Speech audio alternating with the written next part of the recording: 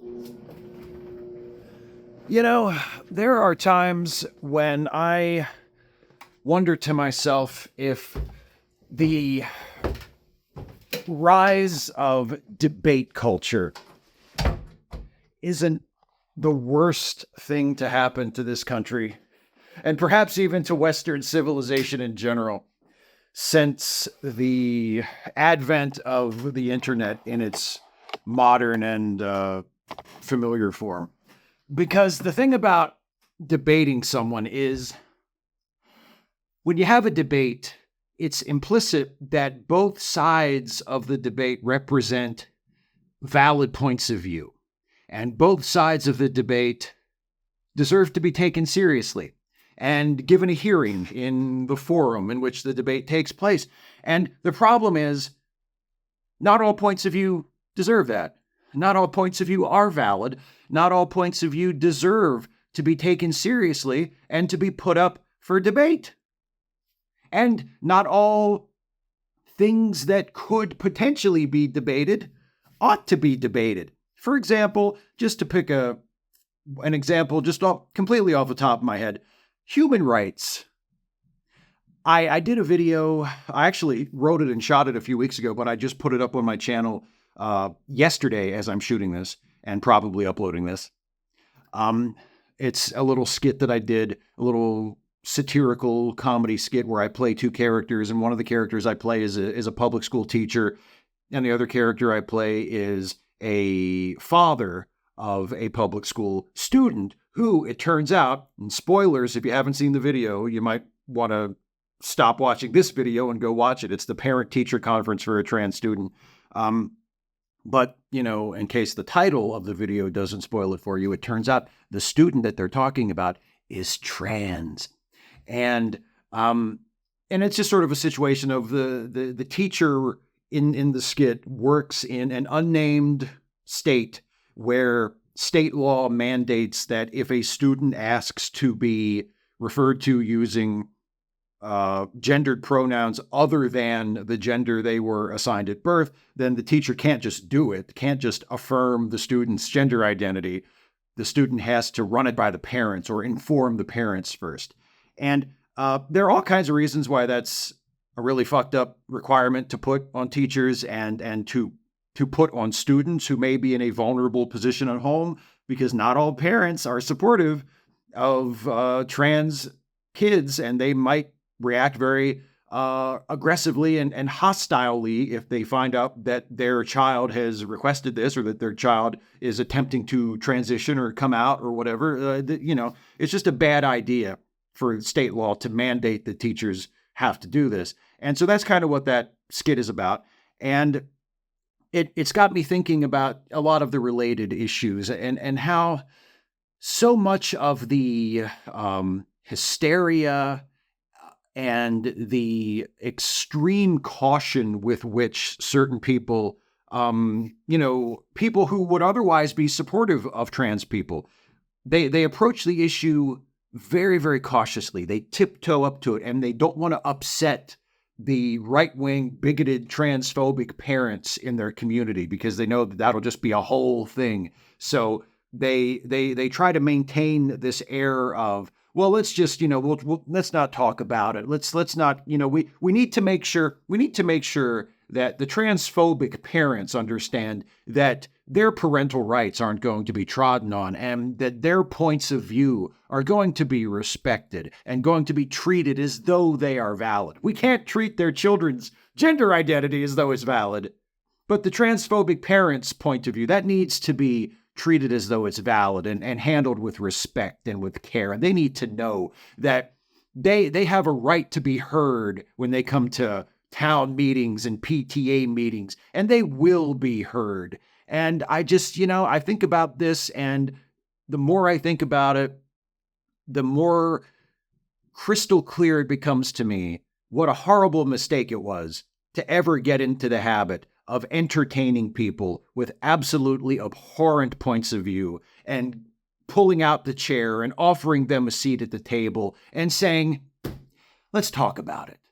let's try to reach some kind of an understanding. Let's try to find a compromise where we can work together on this, because we want to make sure that you all feel included. All you people who want the legal right to abuse your children and deny their personhood and deny their agency and deny their identity and deny them the simple basic right of being called by their right name and referred to by their right gender pronouns or whatever they want. You know, like we need to make sure that you all have a seat at the table and that you feel respected. You people who refuse to respect your children in the most basic fundamental way, right?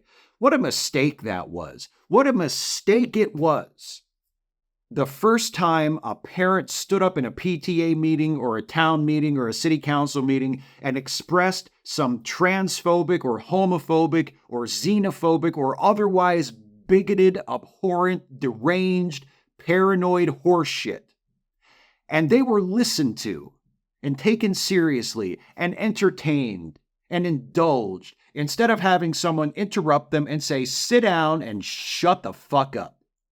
Because that's what that kind of belief and opinion and point of view deserves. If your perspective is, I don't want to respect other people's rights, if your perspective is, I think I should have the right to deny other people, including my own children, their right, if that's your perspective, if that's what you bring to the table, hey, you shouldn't get a seat at the table. Fuck you. Shut up. Sit down.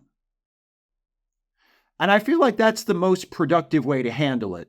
As a society, as a community. And I feel like, you know, that's kind of the way, and I'm not an advocate for let's just go back to the way things used to be, because that's a mistake most of the time. But there are specific instances where I'm like, you know, I mean, I remember when these kinds of beliefs and the people that held these kinds of beliefs were kept out on the fringe, were not admitted to the big boys table, to the adult table, I should say, with the rest of us, right? They were kept outside and they were like, no, you can't come in here because you're not serious and we're not going to take you seriously, right? And I kind of think it was better when it was that way. I kind of think it was better. It was easier to make progress. When, you know, we still had disagreements, there would still be people that would argue. We would still, you know, it would sometimes be a great challenge to reach a consensus. But at least all the people having the discussion, or most of the people having the discussion, were serious people who had serious points of view that deserved to be heard and argued about. Instead of people coming in going, I'm going to deny that trans people exist and I don't want anyone to contradict me on that. Or I'm going to deny that gay people exist and I don't want anyone to contradict me on that. Or I have pretty much convinced myself that the state is against my religion because they have decided they can't compel everyone to pray to my God, and I don't want anyone to contradict me on that. I would like to be treated as though I am right, and be humored, please, and be indulged, please. The best response, to me, in a civil society full of serious people who want to make a serious go at this whole democracy thing, not only the best, but the only acceptable response to those kinds of people is to say, sit down and shut the fuck up. And you know what? That's how I run my YouTube channel. I mean, I realize how I run my YouTube channel is not and should not be taken as a model for how we should run society. But if you've ever watched my videos and you look through the comment section and you notice that maybe my comment section isn't quite as deranged and isn't quite as much of a fucking shit show as a lot of other people's comments, that's because I hold my comments for review. And when someone leaves a comment that is one of those types of comments, or is the kind of comment where they're obviously just trolling or showing up to try and start shit or try to derail things, I delete those comments and I block those people so they can't comment anymore. I don't approve the comment and have an argument with them, or present my point of view and say, let's talk about why you feel that way. Let's talk about what has led you to this, in my opinion, erroneous conclusion. I don't waste my fucking time because life is too fucking short. I block them, I ban them, I delete their comments, and life goes on just fine without those people in the comment section. And if there's some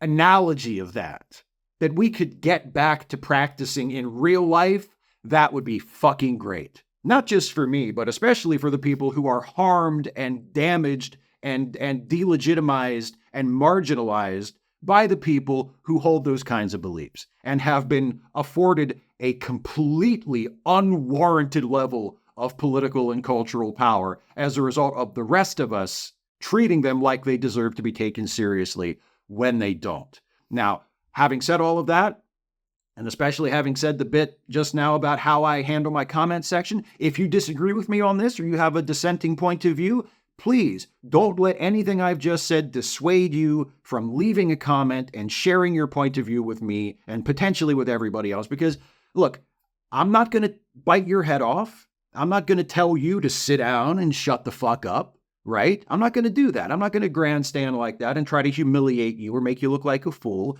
If you leave a comment and I judge that your comment is of the category I've been discussing in this video, and I think it's too offensive or too insipid or too asinine or too whatever, then I'm just going to delete it and I'm just going to ban you and nobody's ever going to know you ever said a fucking thing. So fire away.